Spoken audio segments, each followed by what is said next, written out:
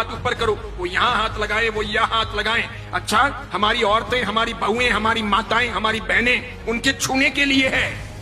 मुंबई के अंदर, पूना के अंदर ऐसे कोरियोग्राफर अपनी कितनी ही लड़कियों को और बहुओं को लेके उड़ गए। इधर एक शादी हुई, उधर दूसरी शादी टूटी। वो कोरियोग्राफी करने के लिए रोज उस शादी के फंक्शन के लिए आता था। महीने भर तक उन्होंने घर की महिलाओं और बहुओं को सब सिखाया। उसी के अंदर एक बहू के साथ प्यार हो गया। इधर शादी निपटी, सेकेंड डे सवेरे वो इस बहू को लेकर रफू चक्कर हो गया, शादी कर ली उसने। समझ रहे हो आप? ये चीजें होगी। साड़ियां भी खुद पहननी सीखनी चाहिए। कोई फैशन डिजाइनर हमें साड़ी पहनाने आए और वो मर्द हो, अच्छा, वो यहां तक हमें छुए और उसके साथ में हमारे घर का भाई हस्तमिलाप करेगा। साला दिमाग खराब हुआ है क्या? क्या जरूरत है ऐसी?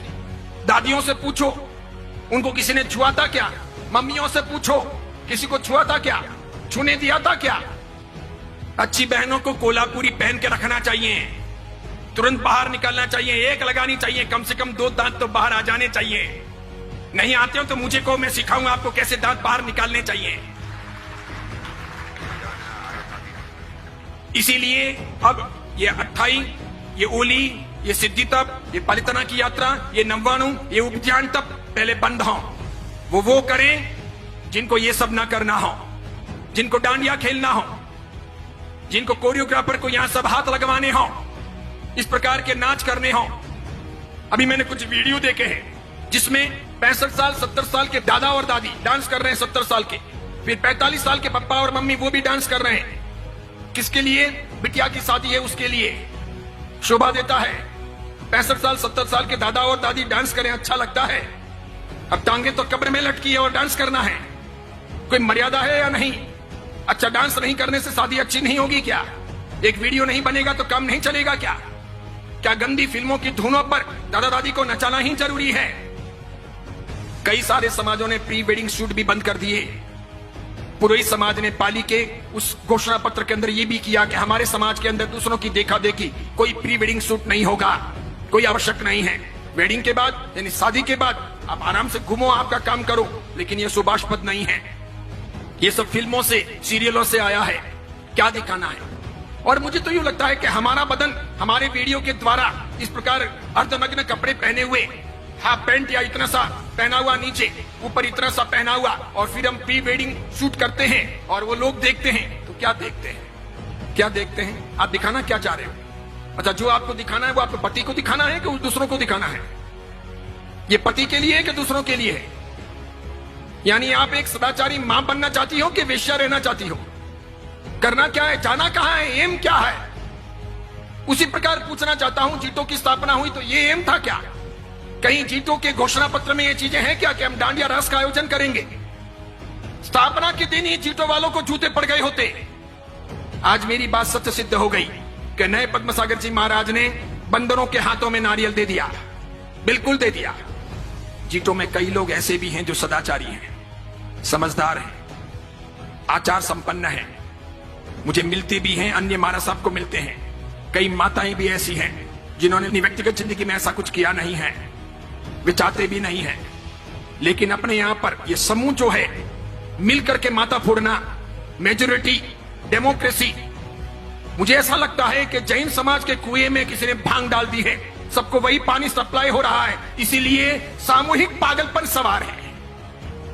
इस बीच में ऐसा कोई आदमी बोले तो उसकी बहुत कीमत नहीं, उसको लोग खारा समझते हैं, उसके प्रति लोग दुर्भाव रखते हैं, उसे पसंद नहीं करते। क्योंकि मुझे तो ये सब फर्क नहीं पड़ता, मैं किसी की रोटियों का मोहताज नहीं हूं, और मैं तो कफन पहन के निकला हुआ हूं पहले से ही, और मेरे कोई आगे रोने वाला नहीं, पीछे कोई धोने वाला नहीं, मैं इसकी फिक्र करता नहीं। मुझे कोई बहन बेटी की शादी करवानी नहीं है, मेरा कोई उपास्य नहीं, मेरा कोई मंदिर नहीं, मेरा कोई घर नहीं, मेरे कोई स्थान है नहीं, मैं कल कहां रहूंगा ये मुझे पता नहीं है, इसलिए मैं कोई परवाह करता नहीं कि मुझे किसी प्रकार की गुलामी करनी है, बिल्कुल नहीं, नेवर।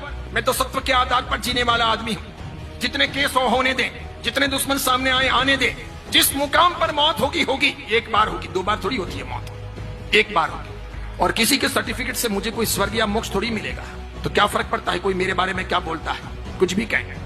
इसीलिए मेरी फिक्र मत कीजिए, मुझे चिंता है समाज की। भगवान महावीर का समाज चिंता रहा, वो पवित्र रहा, अच्छा रहा, तो साधु साध्वियों का और हमारे सब कामों का कोई व्रत रहेगा। अगर भगवान महावीर का समाज ही कमजोर पड़ गया तो मेरे एक के मजबूत होने से क्या होगा, मेरे एक के जिंदा रहने या लंबी उम्र पा लेने से भी क्या होगा। मैं व्यक्तिगत सफलताओं को समाज के सामने, धर्म के सामने महत्वपूर्ण नहीं मानता। मेरी व्यक्तिगत सफलताएं कितनी भी हों, अगर वो व्यक्तिगत सफलताएं मेरे समाज के लिए, मेरे धर्म के लिए उपयोग में नहीं आती है तो मेरा जीना हराम है। फुकट की रोटियां खा करके कोई मतलब नहीं है। इसलिए मैं सोचता हूं सफलता का पहला मापदंड कि मेरा समाज सुरक्षित रहे, साफ सुथरा रहे, मेरा धर्म सुरक्षित रहे, साफ सुथरा रहे। यह आवश्यक है। आप जैसे लोगों को क्रांति करनी चाहिए, उठना चाहिए। पूरे बेंगलुरु में यह हवा फैलानी चाहिए कि डांडिया नहीं होगा, कोई जीतो, कोई जियो, कोई अन्य संस्थाओं के अंडर में नहीं होगा। उसके लिए संस्थाएं ना बने।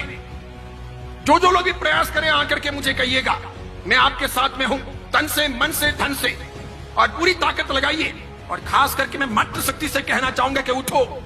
हमारी बहन बेटियों को, हमारी आने वाली परंपराओं को हमको भ्रष्ट नहीं बनाना है, वेश्या नहीं बनाना है। जवानी के दिन तो चले जाएंगे, उनको लोगों के सामने नहीं थिरकाना है। वो गंदे गंदे फिल्मों के गीत क्या सिखाने हैं, क्या जरूरत है, और क्या क्या होगा, और वापस रात्रि भोजन होगा। इसलिए जीतों की भलाई इसी में है कि वो समझें, वो मर्यादा में रहें, वो ऐसे काम ना करें। वो IAS IPS के लिए काम कर रहा है, वो बहुत अच्छा है, वो कीजिए। एजुकेशन के लिए, साधर्मिक भक्ति के लिए, मेडिसिन के लिए, या फिर साधु साध्वी के वैयावच यानी श्रवण आरोग्यम के लिए जो काम कर रहा है वो अच्छा है, बहुत बढ़िया है। इसके लिए वे अभिनंदन के पात्र हैं। लेकिन ये जो काम किया जा रहा है, इसमें जो लोग भी लगे हुए हैं, बस इसी में शान है कि चुपचाप पीछे हट जाएं, ना करें। इसका अंजाम अच्छा नहीं होगा। फिर ऐसा ना हो कि हमको दूसरे कोई तरीके अपनाने पड़े बंद करवाने के लिए। ऐसी चीजें मान्य नहीं होनी चाहिए।